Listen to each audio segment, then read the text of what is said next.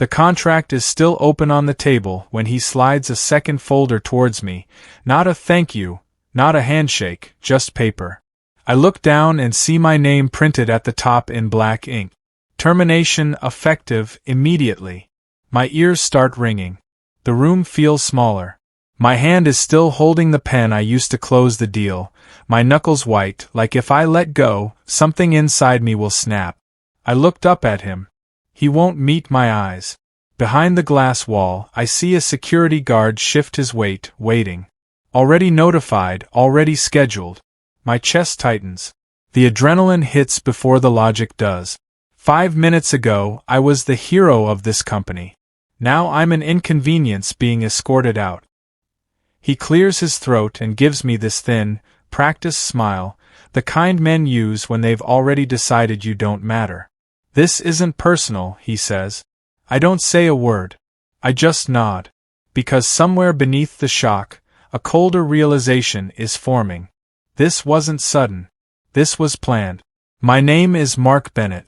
I'm standing in the same conference room where, less than an hour ago, I closed a $30 million deal, the biggest contract this company had ever seen. The one leadership said would change everything. I'm 42 years old, and I've spent the last 8 years building the business development division at Vanguard Solutions from practically nothing. Every major client we have today came through relationships I built personally. Every strategy presentation that landed funding came from my team. Every time the board questioned our direction, my numbers shut them up. And now, 60 minutes after securing the contract that will define this company's next 5 years, I'm being fired. They don't let me pack in peace. HR walks beside me like I might steal a stapler. My coworkers pretend not to see me as I empty my desk into a cardboard box. Someone types too loudly. Someone else coughs. No one asks what happened. My badge stops working before I reach the elevator. The doors close. I finally see my reflection. My tie is still perfectly straight. My face looks calm. Almost polite. But my jaw is locked so tight it hurts. I don't feel angry yet. I feel embarrassed. And that's worse. 6 months earlier, he sat across from me in this same building and said, "Close this deal, and your future here is secure." I believed him. I worked nights, missed weekends, fixed mistakes made by people above me without naming names. I made him look good. I made the company look stable. I didn't realize I was making myself expendable. It hits me in the parking garage. The deal wasn't my reward. It was my replacement. Once the contract was signed, I was no longer leverage, I was a liability. Someone who knew too much. Someone whose numbers made other people uncomfortable. I sit in my car for a long time before turning the key. I don't post about it. I don't call anyone from the office. I go home, loosen my tie, and pour a drink I don't touch. That night, I read my employment agreement line by line. Slowly. Calmly. Because emotion got me fired. Clarity is going to get me free. There it is. The non-compete is narrower than they made it sound. Client relationships I originated? Still mine. The intellectual property clause has a window. 30 days before formal company ownership transfers. I lean back in my chair and exhale for the first time all day. He assumed I'd panic. He underestimated how patient I can be. I pull out my personal phone and start scrolling through my contacts. Not frantically. Not desperately. Methodically. Every client I've worked with over 8 years is in this phone. Every partner. Every industry contact. And most importantly, the client from today. The one who just signed that $30 million contract. Recruiters start calling within days. I take the meetings. I smile. I say thank you. But I'm not looking for a job. I'm looking for positioning. One call feels different. A competitor. Their biggest rival. They don't flatter me. They don't rush. They ask one question. What really happened? I tell them the truth, without bitterness. There's a pause on the line. Then the voice says, "We've been watching Vanguard for a while. That deal you closed? We were in the running for it. Lost by a narrow margin. But we heard you were the reason they even considered Vanguard in the first place. I stay quiet, letting him continue. We'd like to meet, he says. Not for an interview. For a conversation. I agree to lunch the following Tuesday. Their office feels heavier. More serious. No motivational posters. No fake enthusiasm. The CEO, William Cross, doesn't offer me a role. He asks me to walk them through the deal. I notice how closely they listen. Through former coworkers, I hear my old CEO is celebrating, telling people he made a tough call, claiming he personally saved the deal. He says my name once, dismissively. Something about trimming excess. I let him have that moment. Meanwhile, I'm having coffee with the client. Not pitching anything. Just explaining my exit. Being professional. The client is Nathaniel Ford, CEO of Titan Industries. We built a relationship over 6 months of negotiations. Late-night calls. Problem-solving sessions. He trusted me, not Vanguard. When I finish explaining, there's a long silence. Then he says, that changes things. I raise an eyebrow. He leans forward. The contract has a 30-day review window. Standard protection clause. If key personnel involved in the negotiation leave the vendor within that window, we have grounds to revisit terms. Or withdraw entirely. My heart rate picks up, but I keep my voice steady. I didn't know that, I say carefully. He smiles slightly. Most people don't read the fine print. But I do. I call William Cross that evening. He answers on the second ring. I have a question, I say. If someone brought you an opportunity to rebuild a $30 million contract from the ground up, but doing it meant going directly against your biggest competitor, would you be interested? There's a beat of silence. Then he says, keep talking. I explain the review clause. I explain my relationship with Nathaniel Ford. I explain that I'm not offering revenge, I'm offering alignment. Another pause. Then William says, come in tomorrow morning. We'll talk terms. I hang up and sit in the dark for a long time. Not celebrating. Just thinking. Because what I'm about to do will either define my career or destroy it. And for the first time in 8 years, that decision is entirely mine. The next morning, I walk into Cross Industries headquarters. It's smaller than Vanguard but sharper. More focused. The kind of company that doesn't waste time on optics. William's office overlooks the harbor. He gestures to a chair. Before we discuss anything, he says, I need to know you're doing this for the right reasons. I meet his eyes. I'm doing this because I earned that deal. I built the relationship. I solved the problems. And the man who fired me is going to claim credit for work he didn't do while pretending I didn't exist. That's not revenge. That's correction. He nods slowly. Then he slides a folder across the desk. We've drafted a preliminary offer. Director of Client Strategy. Full equity stake. Autonomy over your division. And if you can bring Titan Industries to us, we'll make you a partner. I read through it carefully. The salary is higher than what I made at Vanguard. The equity is real. The role has actual authority. I look up. What's the catch? He leans back. The catch is you have to be right. If Nathaniel Ford doesn't follow you, if that contract doesn't transfer, then you're just another hire. But if you pull this off, you're a legend. I sign without hesitation. Nathaniel Ford's assistant schedules a meeting for Thursday morning. I arrive 15 minutes early. He's already waiting. Mark, he says, shaking my hand. I was wondering when you'd call. We sit. I don't waste time. I've joined Cross Industries, I say. And I want to rebuild the contract we discussed. Better terms. Better timeline. Better support. He leans back, studying me. Why should I blow up a signed deal to start over with your new company? Because the deal you signed isn't the one I promised you, I say. It's the one Vanguard's legal team watered down after I left. The implementation timeline got extended. The service guarantees got softened. The dedicated account manager you were promised? They replaced me with someone who's never closed a deal over $1 million. His expression doesn't change, but I see the flicker of concern.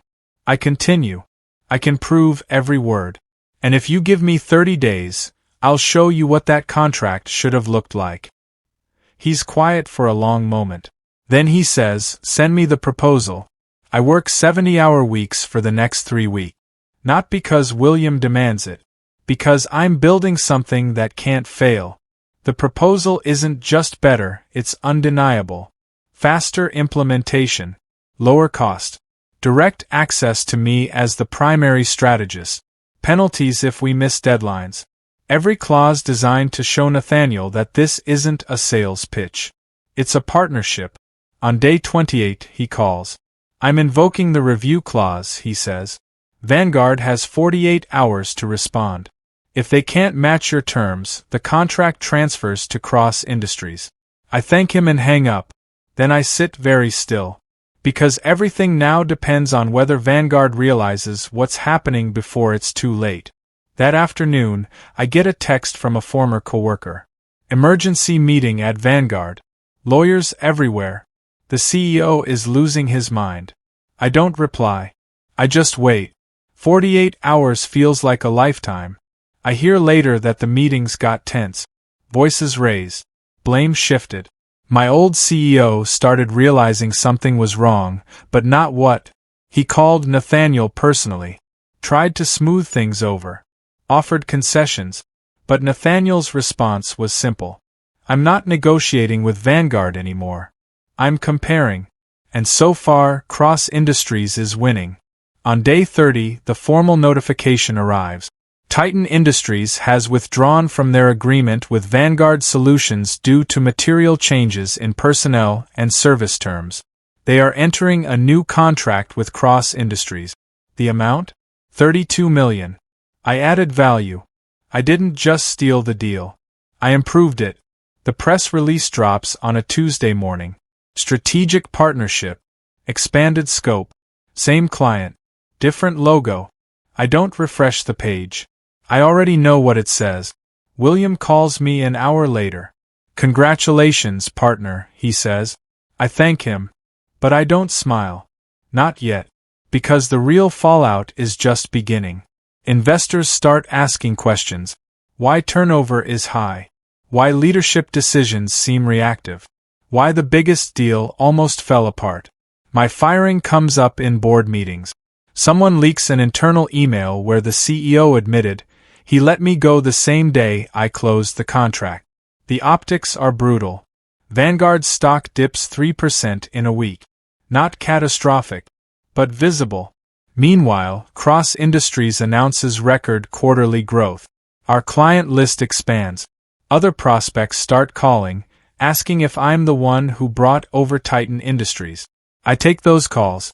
I stay professional. I build relationships. Within 60 days, 2 more clients follow me from Vanguard. Not because I poached them. Because they called me. The executive my old CEO protected, the one who whispered in his ear that I was a threat, resigns quietly. No farewell email. No celebration. The room gets quieter at Vanguard. People start updating their resumes.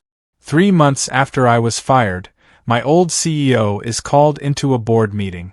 He tells them it was market pressure. They ask for documentation. For timelines. For judgment. The confidence that once filled the room doesn't return. He tries to explain that I was expendable, that anyone could have closed that deal. But the numbers tell a different story. Revenue down. Client retention down. Morale down. One board member asks the question that breaks him. Why did you fire the person who generated 40% of your revenue? He doesn't have a good answer. 2 weeks later, he steps down by mutual agreement. The article is polite. The comments are not. Former employees share stories. Clients quietly confirm they're exploring other options. Vanguard doesn't collapse, but it shrinks. And everyone knows why. I read the announcement once and close my laptop. I don't celebrate. I don't gloat. I just get back to work. Because vindication isn't something you perform. It's something you earn. My name is on the door now. Not because I demanded it, Because I earned it. The work feels heavier, but cleaner. No politics. No fear. Just result. William and I meet every Monday morning. We don't waste time on small talk. We plan. We execute. We grow. The company culture shift. People speak up in meetings. Ideas get tested, not dismissed. And when someone delivers, they get recognized, not erased. 6 months after joining Cross Industries, we close a better version of the original deal. Bigger. Smarter. Fairer.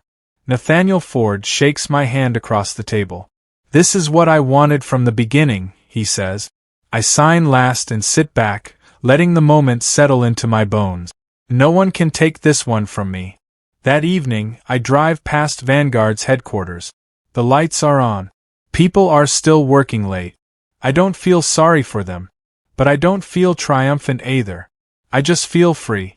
A year after I was fired, I'm sitting in my office when my assistant buzzes me. There's someone here to see you, she says. No appointment. Says it's personal. I frown. Send them in.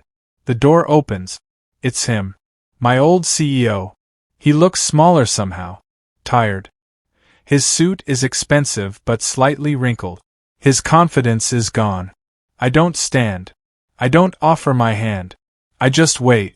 He closes the door behind him and stands there for a moment. Finally, he speaks. I made a mistake, he says. His voice is quiet. Almost humble. I don't respond. I thought I was protecting the company, he continues. I thought if I cut you loose before you got too powerful, I'd maintain control. But I didn't understand what you actually did. I still don't say anything. He shifts his weight.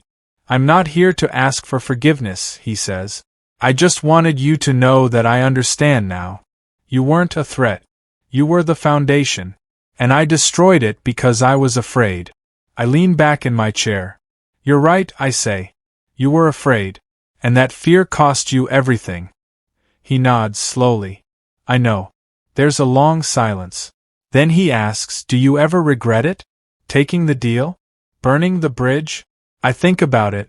About the anger I felt in that parking garage. About the nights I couldn't sleep. About the fear that I'd made the wrong choice. Then I think about where I am now. The respect I have.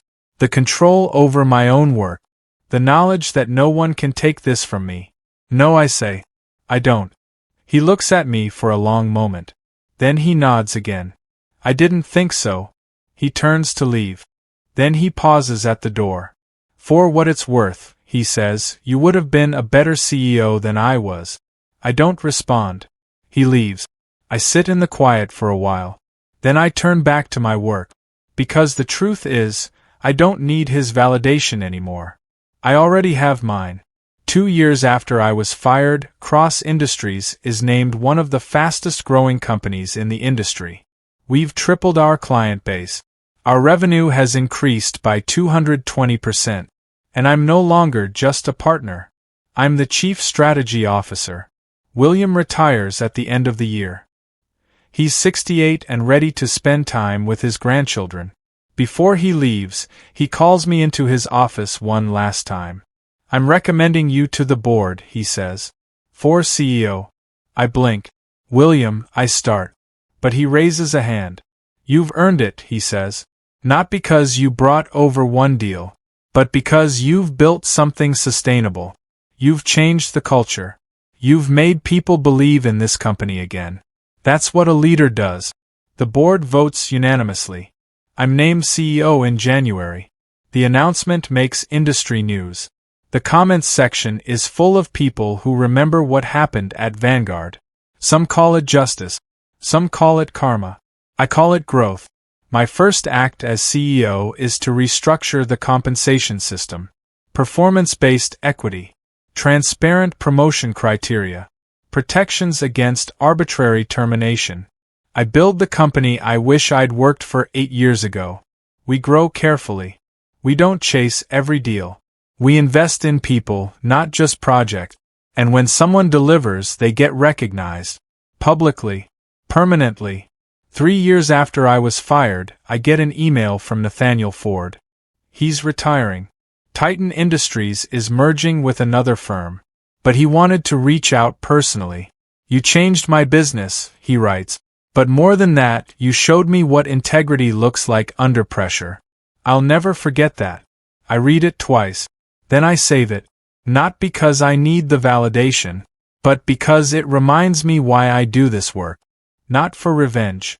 Not for recognition. For respect. The kind you can't take from someone. The kind you have to earn. 5 years after I was fired, I'm invited to speak at an industry conference. The topic is leadership transitions and client retention. I almost decline. But then I think about the Mark who sat in that parking garage, wondering if his career was over. And I accept. The room is packed. I see faces I recognize. Former colleagues. Competitors. Clients. I take the stage and look out at them. 5 years ago, I was fired on the same day I closed the biggest deal of my career. I begin. The room goes silent. I don't tell them the whole story. I don't name names. I don't seek sympathy. Instead, I talk about what I learned. About the difference between being valuable and being replaceable. About the importance of documentation. About the power of relationships over transactions. And about the fact that sometimes losing everything is the only way to realize what you're actually worth. When I finish, the applause is sustained. Genuine. Afterward, several people approach me. Some want advice. Some want to share their own stories. One woman, maybe 35, says quietly, I needed to hear this. She tells me she's been at her company for 12 years. She's built their entire client services department. But lately, she's been pushed aside. Ignored in meetings. Excluded from decisions. I think they're going to fire me, she says. And I don't know what to do. I ask her one question. Do you have documentation? She nods. Everything. Every client I brought in. Every process I created. Every contract I negotiated. Then you're not powerless, I say. You're prepared. She looks at me, and I see the same fear I felt in that parking garage. But I also see something else. Determination. I give her my card. If you need advice, I say, call me. She thanks me and walks away. I watch her go and think about how many people are in that same position right now. Undervalued. Overlooked. Afraid. And I realize that's why I do this. Not just to run a successful company. But to prove that competence doesn't have to come with compliance, that you can demand respect without being ruthless, that you can walk away and still win. 6 years after I was fired, Vanguard Solutions is acquired. The announcement is brief. The company has been struggling for years. Leadership changes. Revenue decline. Loss of major clients. The acquisition is framed as a strategic merger, but everyone knows what it really is. A rescue. The buyer is a private equity firm known for stripping companies down and selling off the pieces. I read the news without emotion. I don't feel vindicated. I don't feel sorry for them. I just feel distant, like it happened to someone else, because in a way it did. The Mark who worked at Vanguard, who believed that loyalty and hard work were enough, who thought his value would be recognized automatically, that person doesn't exist anymore. The Mark who runs Cross Industries knows better. He knows that value isn't inherent. It's demonstrated. He knows that loyalty is a two-way street. And he knows that sometimes the best thing you can do for yourself is walk away from people who don't see you. That's not bitterness. That's clarity. 7 years after I was fired, I'm sitting in my office when I get a call from an unknown number. I almost don't answer. But something tells me to pick up. It's a journalist from a business magazine. They're writing a feature on corporate turnarounds and leadership failures. They want to interview me about what happened at Vanguard. I decline. Respectfully. But I explain why. That story has been told, I say. And honestly, it's not the most interesting part of my career. What is? She asked. What I built after, I say. The company we created. The culture we fostered. The people we empowered. That's the story worth telling. She pauses. Then she says, can we tell that story instead? I agree. The article comes out 3 months later. It's not about revenge or rivalry. It's about resilience. About how sometimes failure is just redirection. About how the worst moment of your career can become the foundation of your best work. The responses are overwhelming. Emails from people who've been fired. From people who've been undervalued. From people who thought their careers were over. They all say the same thing. Thank you for showing us there's another way. 8 years after I was fired, I'm standing in the same conference room where this all began. But it's not Vanguard's conference room. It's ours. We renovated this building 2 years ago. Expanded into the space next door. This room, the one where I close deals now, has floor-to-ceiling windows overlooking the city. Natural light. Open space. No glass walls with security guards hovering behind them. I'm here to close another major contract. Not $30 million this time. $65 million. The client is someone I've worked with for 3 years. Someone who trusts me. Someone who knows my word means something. We shake hands. The deal is done. And this time, no one slides a termination letter across the table. This time, I walked out of that room as the CEO. As the person who built this. As someone who can't be erased. I think about the Mark who sat in his car in that parking garage, wondering if he'd just made the worst mistake of his life. I wish I could tell him it's going to be okay. Better than okay. But he wouldn't believe me. He had to live it to understand. 9 years after I was fired, I'm having lunch with William. He's fully retired now. Happy. Relaxed. We meet every few months to catch up. You know what I think about most? He says. The day you walked into my office with that proposal. I was skeptical. I thought you might be acting out of anger. But then you laid out the plan. And I realized you weren't angry. You were focused. He smiles. That's when I knew you'd be successful. Not because you wanted revenge, but because you wanted to prove something to yourself. I nod slowly. He's right. The whole thing was never really about my old CEO. It was about me. About proving that I wasn't expendable.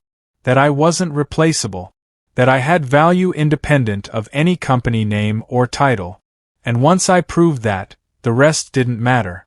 We finished lunch. William pays like he always does. As we're leaving, he says, I'm proud of you, Mark. Not many people get a second chance like this. And even fewer do something meaningful with it. I thank him. But I think to myself, it wasn't a second chance. It was a first one. The first time my career actually belonged to me. 10 years after I was fired, I'm exactly where I'm supposed to be. Cross Industries is thriving. We're a leader in our industry.